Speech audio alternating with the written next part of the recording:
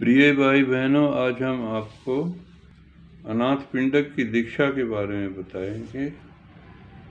उस समय सुदत्त कौशल राज की राजधानी श्रावस्ती का एक नागरिक था।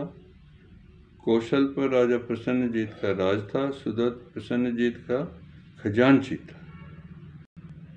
उस समय भगवान बुद्ध राजगृह में ठहरे हुए थे। उस समय सुदत्त किसी निजी व्यावसायिक काम के लिए राजगृह पहुंचा, तो वह अपनी बहन के यहाँ ठहरा हुआ था, जिसका विवाह राजगृह के श्रेष्ठी से हुआ था। तो उन्होंने देखा कि घर में बहुत बड़ी तैयारियां चल रही हैं, खाने पीने की, ठहरने की, रुकने की।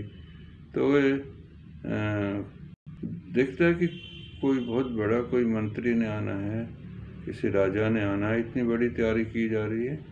तब उसे बताया गया कि नहीं, भगवान बुद्ध आएंगे, उनके लिए तैयारी की गई है। तो उसकी बड़ी इच्छा हुई कि मैं भी उनसे मिलूं, देखूं वो कौन सी, उनमें क्या गुण है। तथागत ने उनकी इच्छा पूर्ति करने के लिए वो गए तथागत के, और भगवान ने उससे प्रश्न किया कि कौन है जो हमारे जीवन को मूर्त रूप करता है। क्या ये कोई ईश्वर है, कोई सृष्टि करता है? यदि ईश्वर निर्माण करता है तो सभी प्राणियों को मौन रहकर केवल उसकी इच्छा शक्ति के आधार पर ही चलना चाहिए, तब तो वे कुम्हार के बनाए हुए बर्तनों के समान होंगे। आगे कहते हैं, जिसका अपना ही कोई आधार नहीं है वह सृष्टि का कारण कैसे हो सकता है? जिसका अपना ही अस्तित्व नहीं है वह सभी वस्तुओं की उत्पत्ति का कारण कैसे हो सकता है? यदि वह सर्वव्यापक है, अर्थात उसमें समाया हुआ है, तो वह फिर निश्चित रूप से उसका निर्माता नहीं हो सकता। और फिर भी कहा जाता है कि आत्मा से ही उत्पत्ति हुई है। यदि आत्मा ही निर्माता है तो उसने सभी वस्तुओं को सुख देने वाला क्यों नहीं बनाया? सुख और दुख की घटनाएं वास्तविक सत्य हैं, ये आत्मा की कृति कैसे हो सकती है? इसलिए हमारा तर्क है कि जो भी चीज़ें अस्तित्व में हैं वे सब हेतु के बिना नहीं है। नहीं ईश्वर है, नहीं ब्रह्मा, नहीं आत्मा, और न ही बिना कारण के चीज़ें निर्मित होती हैं। हमारे अपने कर्म हैं जो अच्छे और बुरे परिणाम को जन्म देते हैं। तो हम व्यर्थ की सूक्ष्म कल्पना की उड़ानों में उलझे रहते हैं।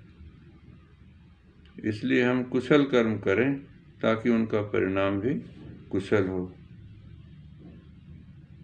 मेरा मन ललायित है कि मैं वही करूं जो अच्छा है और अपने साथियों का भला कर सकूं।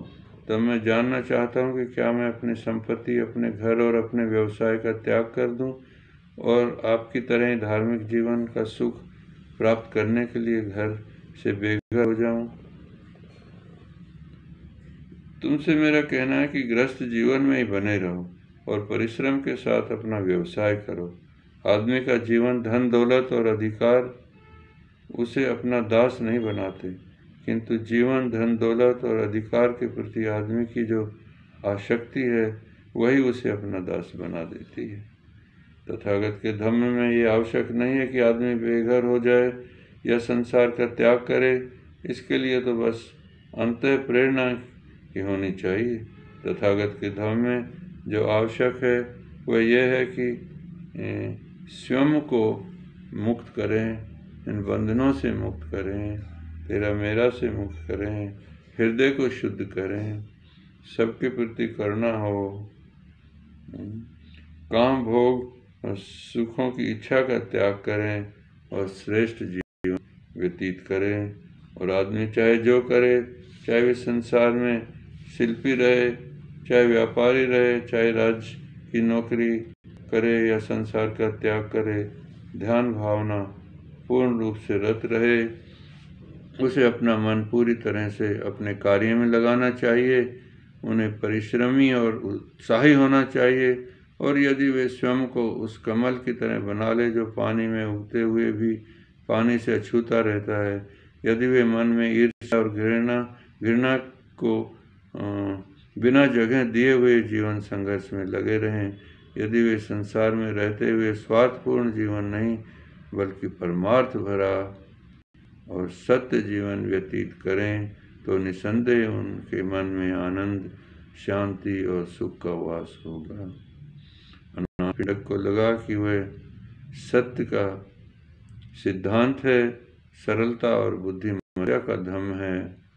इस प्रकार तथागत के स्वधम्म में प्रगाढ़ आस्था रखते हुए वे तथागत के चरणों में नतमस्तक हो गए, उनकी पूजा की और हाथ जोड़कर प्रार्थना की कि भगवान उन्हें अपने जीवन भर अपनी शरण में रखें और अपना उपासक समझें। इस प्रकार अनाथ पिंडक की दीक्षा हुई। आपका मंगल हो, आपका भला हो।